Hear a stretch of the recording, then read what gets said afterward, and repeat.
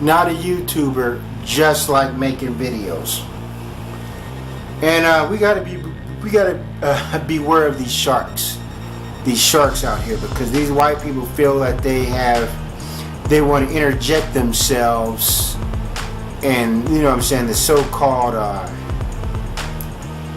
black people's conversations, our gripes, our interactions, and our interchanges. You know what I'm saying? They feel that and as I said in my video, white people that support YouTube coons, you know what I'm saying, they only add fuel to the fire. You know, they don't help much at all, and so forth. And they're gonna cling on to the black person that seems to represent their best interests. You know what I'm saying? Are not being harsh towards them. Now, these same white people will not allow any black person to criticize them and their people and so forth, but they feel like they have a right to come and criticize so-called black people with their misinformation and their propaganda. You know what I'm saying? That's a bunch of bullshit. You know what I'm saying? Well, I'm like, what kind of malarkey is that? What part of the game is that? And so forth. Case in point, there's a white guy. I did a video called Salt in My Ear. There's a video about yours truly, you know, Tommy Sotomayor. And some white dude came and defended, and came to my video and tried to defend it. By doing so, he insulted my intelligence by saying I should comprehend better. Meaning Tommy's message went way over my head and so forth. Now, this is a guy who doesn't watch my videos. Never, you know, I'm seeing, you know what I'm saying, any of my masterpieces, you know what I'm saying, any of my my very beautifully put together videos and so forth, and how many authors, and in my videos I quoted authors, quoted historians, I quoted poets and even playwrights and so forth. But of course, Tommy's rhetoric went over my head in his opinion and so forth. That hints, you know what I'm saying, he can understand this black man better than another black man can. So so it shows the arrogance of this white guy. Now, of course, this white guy didn't want to go on a full-fledged debate with me and this and that and so forth. But you know, he said his piece. He also said something about I've slandered. What I'm doing is slander. I slandered Tommy Sotomayor, you know, because I called him a con artist. I'm like, that's what he is. I'm like, he is a con artist. I'm like, he's trying to get money for a Fatherless America movie or whatever. He's going to help the black family, but also this guy also said he don't believe in marriage. So I'm like, how's that going to work out? You know what I'm saying? He's going to help the black community, but he don't believe in marriage. Then he says marriage is for broke niggers. That's exactly what Tommy says. So yeah, I'm like, this guy's a joke. I'm like, in so many ways, I'm like, he's telling you, like, yeah, this is my gimmick or whatever, because he jumps back and forth. He says, I'm not here to help black people, I'm just a YouTuber and so forth. But so, you know, so a lot of people watching his videos will get him misconstrued. That's why I say he's a goddamn con artist. I'm like, he's a you know, he's a jive artist and so forth.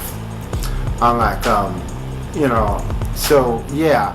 But you know, this guy feels that, you know, he can come to defend him because Tommy and those of his ilk best represents his interest and his opinion on the so-called black commonwealth and so forth. But these same white people won't go to these white racist outings, these white racist websites, and put them in check and so forth. Same white dude can call Al Sharpton and Jesse Jackson a poverty pimp.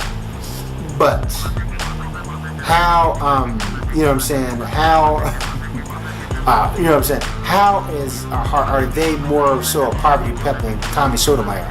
How is Tommy not a poverty pimp and so forth? All because Tommy doesn't do a whole lot of white people bashing, which he does. You know what I'm saying? Every now and then the pendulum will swing on white people, but when it swings on black people, Tommy's just, that's his shit. That's what he's synonymous with, just going in, bashing on black people and so calling black women a beast. So hence, this white man is a straight up racist. that he can sit up there and listen to a black man call a black woman a beast, an animal, and so forth. A lower primate, not a higher primate, but a lower primate, a monkey that's swinging from trees, and he doesn't have no problem with that, and so forth. So basically, white people are like, people like Tommy. They say the things they wish they could say, or they be called be a racist for saying it. Hence, that's why Tommy's an opportunist. I'm saying? The doorway's wide open, as I've stated before. That 40% of white people in this country that do not interact with black people, whether it's by choice or whether it's where they live at, and so forth. So hence, it's a golden opportunity for these black dudes to step up and try to explain black people for these white people, or try to bring white people in these conversations and so forth. But as I said before, when a black person really starts to criticize white America and so forth, you see the door shut in their face. That's why they don't like Jesse Jackson, Al Sharpton, or Farrakhan. And I'm not saying I'm the biggest fans of these guys, but white people cannot take criticism. You know what I mean? So you can make jokes about white people, call them Snow King, or when a comedian jokes about white people and so forth, they laugh and they giggle.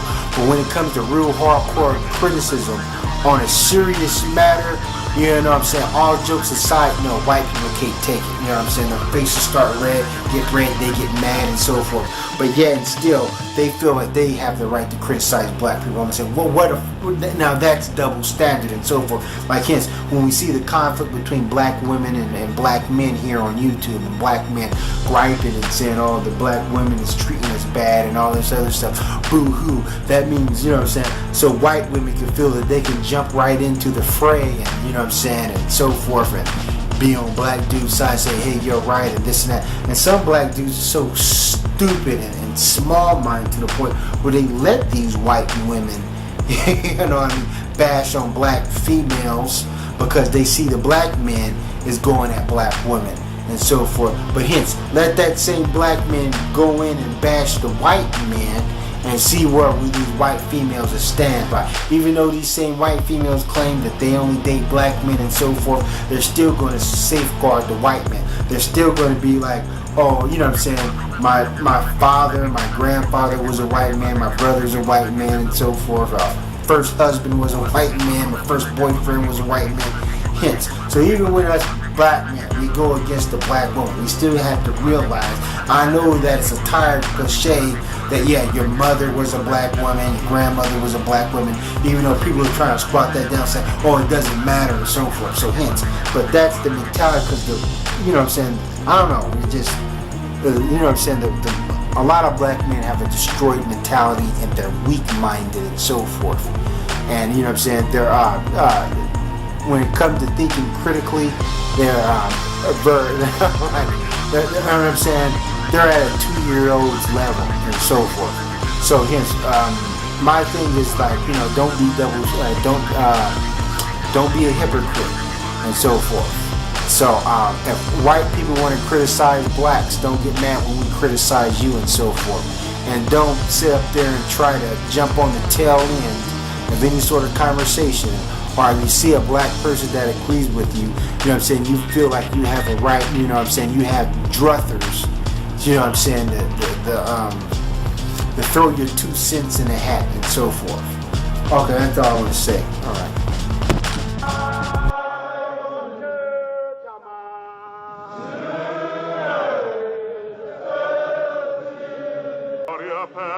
Streaming to this battlefield. Sing! Men of Palestine, stand ye steady. Come on, sing! Cannot be ever said.